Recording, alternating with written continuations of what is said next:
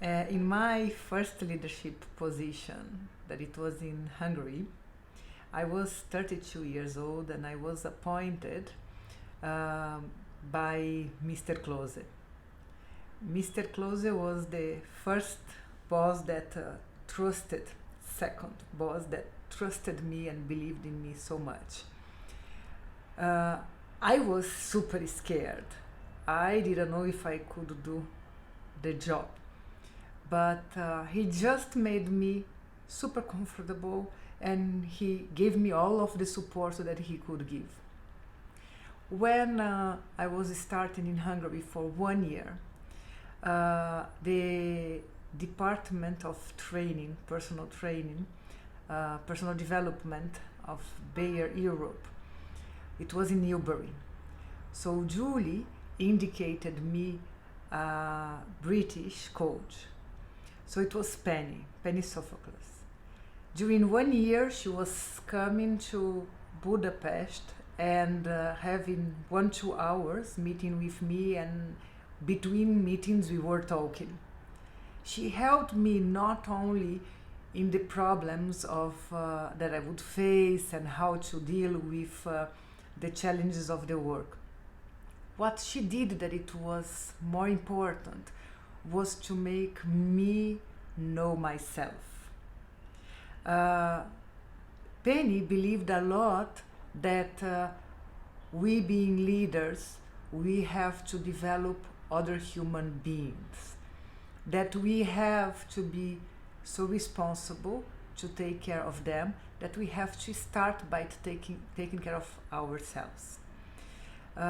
Two things that I remember very clearly that she pushed a lot on me was, one was meditation, to at least 5 minutes per day stop a little and concentrate either in your breath or just to stop and calm down, to be able to know yourself and to be very much introspective, so you are able to understand better what is going outside. Also, another thing that she did, I don't remember exactly the name, I think that it was the SWAP something. It was a kind of list of a checklist, personal checklist, for us to be sure that we are taking care of ourselves in the right way, so we have peace of mind to take care of other people. In this list, it was like going to the dentist, going to the ophthalmologist, putting your documents in order, organized at home, having 10% of your salary always saved, to assure that each month 10% of your salary is saved. There were so many interesting things. Of course, I never had everything done, but it was like each month we were checking it to see how it was. Somehow to organize myself helped me to be able to organize other things. But also, after I started to have more connections, and I understood the importance of having more people helping me. So in the training area, the company that was helping us to do the training of the sales force, it was Kati Pisco. Kati Pisco was a very different trainer of sales. She was doing sales training, but she was thinking on the relationship between human beings. And she wanted to develop our sales force in a way that they were super self-aware of themselves, and they were relating to the doctors in a different way, bringing value to them and trying to understand deeper the needs that they have in the sense of providing the best to the patients. But she was doing a lot of self-exploration work.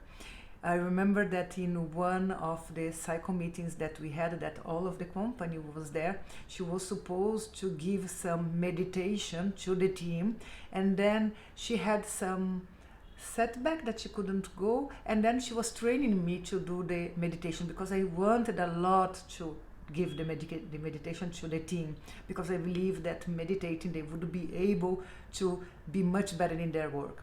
So then it was like 5 days, and I started doing the first day, the second, third, and then we were going deeper on the meditation. It was not obligatory. The first day I was telling, it's not obliged. Who wants to come, come. Who doesn't want, nobody needs to come. The beautiful thing is that everybody wanted.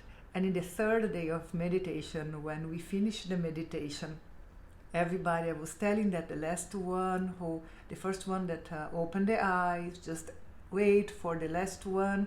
And we were almost waiting 5 minutes until the last person would open the eyes. And when the last one opened the eyes, it was a silence. I remember like today, a beautiful silence. And then I asked, how do you feel? It was more than 200 people in an energy that it was so nice. And that the next day we had role plays, we had marketing and sales working together, but the relationship among all the people there, the relationship between people and how we were working changed completely. Additionally to this, what we used to do a lot, we had Dome, that was another trainer, but he was doing training with, he helped me with training with rafting, these different things. We wanted to make people experiment things differently. We had the training that it was the training to go intrinsically. We had all of the training of marketing, sales, and then we had also one day that we were always doing or rock climbing or rafting or something different. We wanted everybody to try something different once a year. And it always worked super well. Parallel to this, of course, I was training a lot. I was surrounding myself with people that I trusted, people that align with what I believed that I wanted to bring to the business. But parallel to this, I was studying a lot, reading a lot to understand leadership and to understand human beings. It was like I wanted to understand psychology to be able to be a better leader for everybody. And I will share some books that I read at that time that helped me, the ones that were the most important for me. One very important book was a book that my mother gave me when she knew that I would take a role of leadership. She was telling me, if you are going to be a leader, I wanted to be a leader like this because I will be proud. And this book I bring until today with me. And I give this, many of the assignments that I had, I gave to all of the employees. It's called, in Portuguese, of course, because she gave me in Portuguese, Monge Executivo. But in English is the servant. In English is the servant, is James Hunter. I read it 1,000 times, English, Spanish, Portuguese, and if you see the first time that I read it, it was in 2003, and I was writing down all of the book like I was studying the book. It's beautiful. It's the servant, how to be a servant leader, how to lead with love. Another book that I read at that time was this book. It was given by a coach. When I was doing the certificate of coaching, that I got that first assignment also, they gave me this book. First, Break All the Rules. What the world's greatest managers do differently. So it was more talking about authenticity, how we have to do things in the right way when we think. It's a great book. Another book that Balázs, that he was working in the finance department, he gave me this book. I talked a lot about Bizalone. I talked that it's very important to have Bizalone, that is trust. And this is a very nice book. This is a book of economy and telling how the nations of the world will evolve in their economy given the trust that they are building among their people in their nation. That as much trust as we have, more sustainable will be. This is a very interesting book also. A book that Kati Pishko told me to read during that period that I bought in Spanish is These Destructive Emotions of Daniel Goleman. And this is a book that it was written during some conversations of some scientists of the Western with some monks, with Dalai Lama. They were talking about emotions and they were discussing how is that the Western and the Eastern takes up emotions of people. And what is very interesting here is that the Eastern take the emotions, they don't talk about negative or positive emotions. They talk about emotions that destroy you or emotions that help you to build your character as human being. Meaning, you can, some happiness, too much happiness, can destroy you because make you attached, because it disturbs your peace of mind. You cannot control your mind.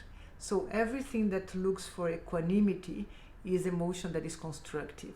Is different from the Western, that we go deeper to try to think what is bad, and then just sadness, rage is negative, and happiness, etc. is positive. Another day I will talk about it. And this was a book that started my whole leadership work in a different way. Is The Spiritual Intelligence of Dana Zohar and Ian Marshall, a very good psychiatrist that started to work with the scale of motivation. This book was what I started to work very deeply on the quantum management and everything. So, in summary, when I started my leadership journey, I started by having two very important things. One, surrounding myself with people that I trusted that could help me to build what I wanted to build, to teach me things, to build me as a leader. Secondly, I read a lot. It was lots of effort on it. And I think that what was very important in my whole leadership journey is that while I was learning, I was sharing with the leaders and with the whole team. So I used, for example, even the servant. I did a workshop on the servant because I thought that it was so good that I wanted everybody to understand what I was learning and also to receive feedback, because then I would understand what are the perspectives of the others. So I use a lot in my leadership journey to read, learn, and share with my colleagues, the leadership team or my whole team, and then we were growing together. So leadership is a journey, and it's not only your journey, but you need to be learning year by year and making an effort to be able to be there for people, because by the end all of the results will just come if you are being able to be prepared, help the people, and then help people to be in the right conditions to take right decisions of the strategy, and then, only then, sales and results, profitability will come. In Hungary, when we were there working together, the sales increased tremendously, profitability increased tremendously, and the most beautiful is that the engagement of people, the fulfillment of people, the commitment of people increase super also. If you have any opinion, and if you have any question, or if you have any suggestion, please leave it. And Sylvie, Attila, Mariana, everybody from Hungary, if you remember something that I didn't mention, please comment for me, okay?